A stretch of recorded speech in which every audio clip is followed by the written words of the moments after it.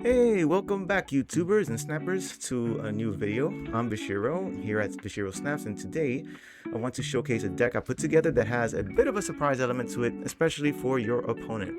Now I am going to be using some of the latest cards, so if you're up to date with all the cards that have been released, this will be a nice one and a fun one to do.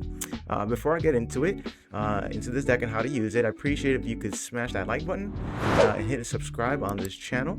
Really helps the algorithm to get to other YouTubers like yourself that appreciate Marvel Snaps, so that it helps the channel grow. Showcasing these decks are a lot of fun for me, and I want to continue to make content like this and get this over to you. Also, if you have any comments on suggestions, how to make the deck better, if you don't like the deck, what you like about it, I would love to hear in the comments as well, and I'll make sure to respond to every comment I see on this video.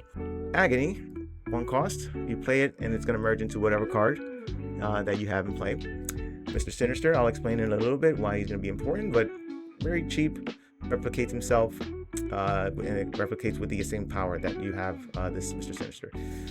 Pixie, shuffling the base cost of all your cards, and then using Mobius M to make sure that if you have a card like Agony that turns into like a 5-6 cost, he'll bring it down back to its base cost. So very, very useful. One of the newest cards, I think the latest card actually, Namorita. As long as she is in a lane on her own, she will reduce the cost of your next card that you draw. What's cool about it is that it can be a card that you're drawing from your deck or your opponent's deck. Say for instance, if you're using Cable, she'll be useful for that.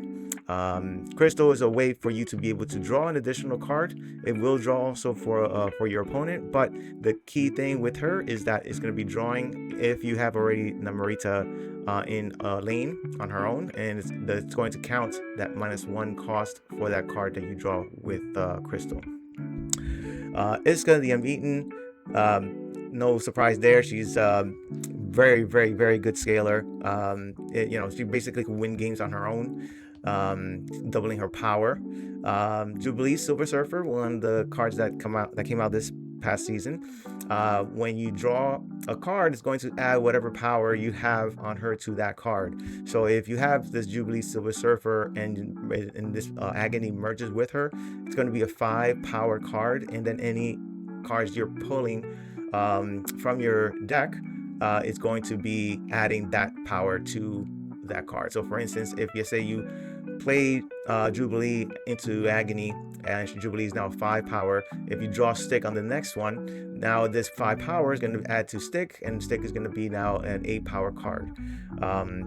So Stick is very, very useful here. If you're drawing him after Jubilee, you can save him for turn 6, so that you can play it into Mr. Sinister, and whatever power he's going to have, say for instance, if he does have 8 power on that turn 6, you play him, then you play Mr. Sinister. Mr. Sinister now will be a 10 power card, and then he clones himself though. So that by itself right there, 20 power in 1 lane. Very, very, very cool. Iron Man. So Iron Man is here for the ability mainly to be used for Magus. Now Magus is an activate.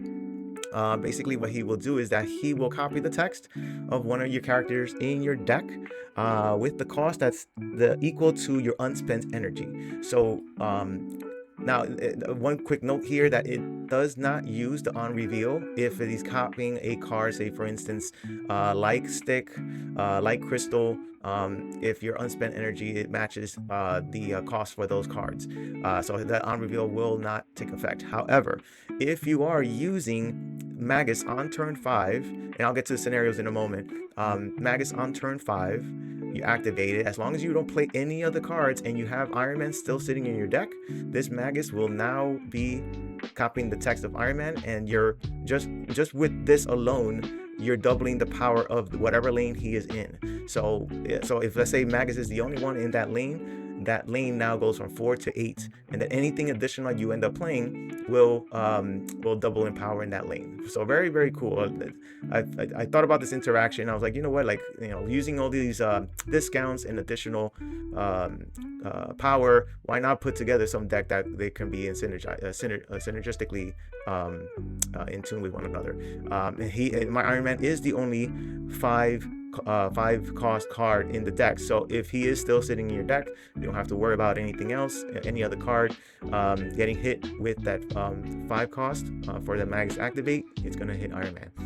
And then the She-Hulk is here basically for that scenario, which I'll get into in more in depth. But She-Hulk will go down to a 1 cost card, since on turn 5 you're not playing any card, and she will be very, very handy, very, very useful to play with other cards that may be discounted for you in the deck.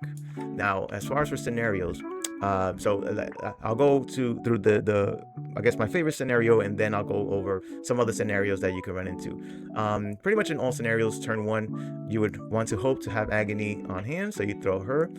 You follow up with Magus on turn 2, and you wait for that turn 5 to come around. Turn 3 we'll have like Namorita in her own lane, so any card that's coming out of your deck will be reduced in cost. Turn 4 we would want to have Jubilee Silver Surfer, so that she can start adding additional power, empowering the card that's being drawn, you'll be able to use those cards in the following turns. Turn 5, as mentioned, we do not play any cards, so that Magus can activate and copy the Iron Man if your Iron Man's still in your deck. And then turn 6, you end up filling your winning lanes, and preferably with the She-Hulk. She-Hulk would be 1 cost, so you can play her along with any other cards that come into your hand, discounted or empowered. So that's scenario 1, probably my favorite scenario. Scenario 2, again, Agony on turn 1. We have Pixie here, so if in case we don't get some of these cards, and let's say we get Pixie Mobius, Pixie play on turn 2. Turn 3 you play Mobius M Mobius. It's great also if you have your opponent playing similar style, where like Namorita is discounting, or they have Surge. Mobius is great for that, so it's good defensive tech card. So there's that. That's Mobius and Mobius. Turn 4, let's say we have Isca. We can throw Isca into the lane that your opponent is winning. Then turn 5, if you have Iron Man already on your hand, you could play him in whichever lane you think that would be beneficial. So that's Iron Man on turn 5. And then turn 6, you can throw Stick, use Stick and into Mr. Sinister. So for example, like if you have Iron Man in one lane, maybe you could throw Stick on that lane where Iron Man is, and then throw Mr. Sinister in whichever lane you think he would be able to win with 10 power, because Stick is 3, Mr. Sinister will be a 5, and then he clones himself, so that'll be 10 power. So that's scenario 2. Scenario 3, we have Agony. Again, turn 1. Turn 2, we have Mobius. Now, if let's say we have already drawn Iron Man, we have him on our hand, and we don't have Namorita on our hand to play her, we can activate Magus, so that he can try to replicate the text from Namorita.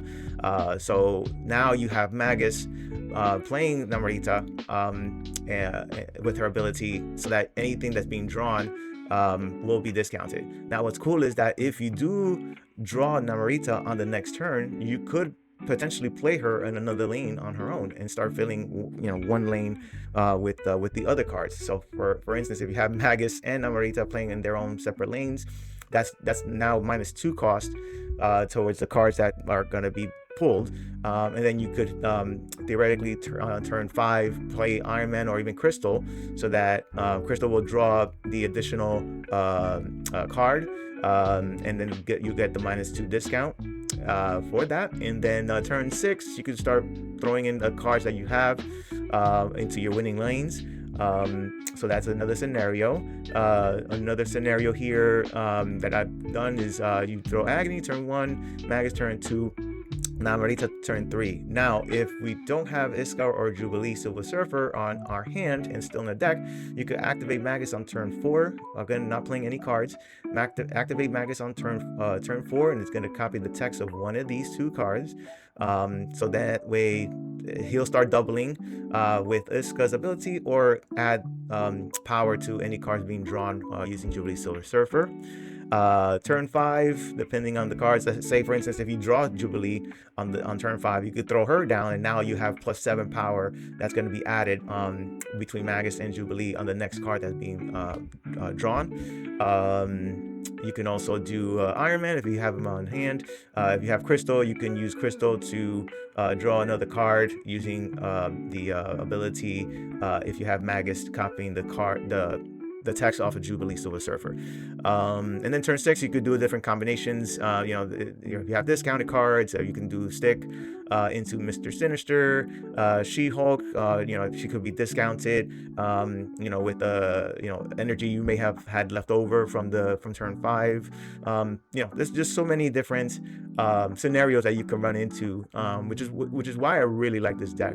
It may not be the perfect deck, but it has a lot of potential. Yeah, that's my deck. So so now I'm going to show off some of the gameplay. Again, I would love to hear what your thoughts are. Comment down below, and yeah, enjoy. I'll see you guys next time.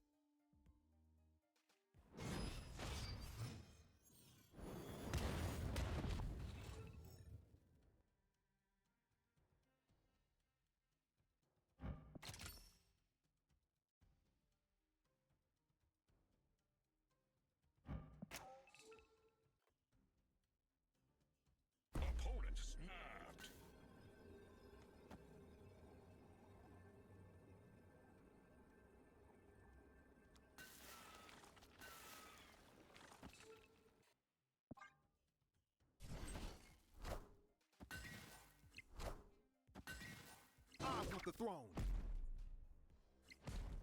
Great power comes...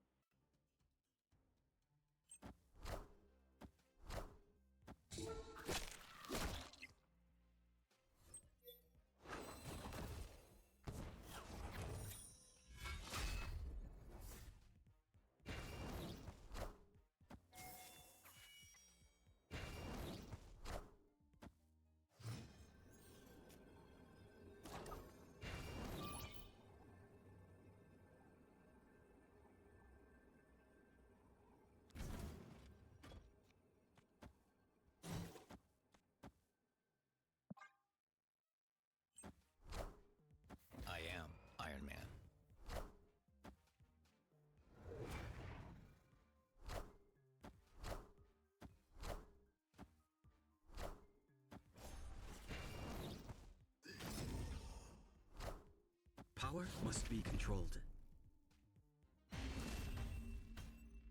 Victory! That universe shall be set right.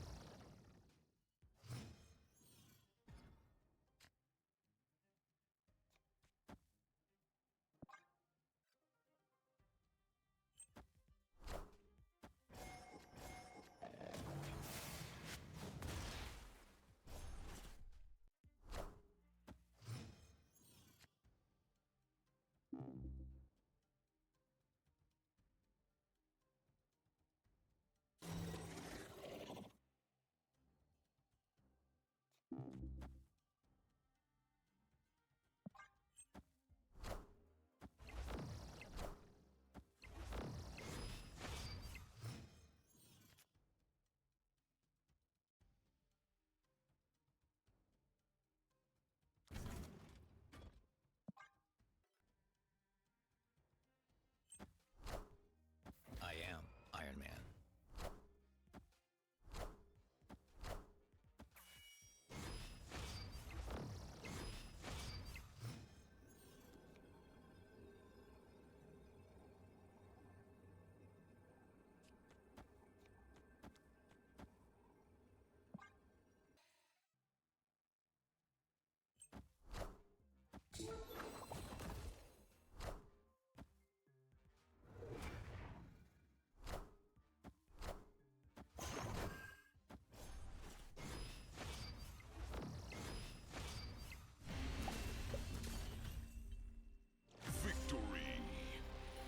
Thanks for watching. Make sure to like and subscribe for any future content. See you guys in the next video.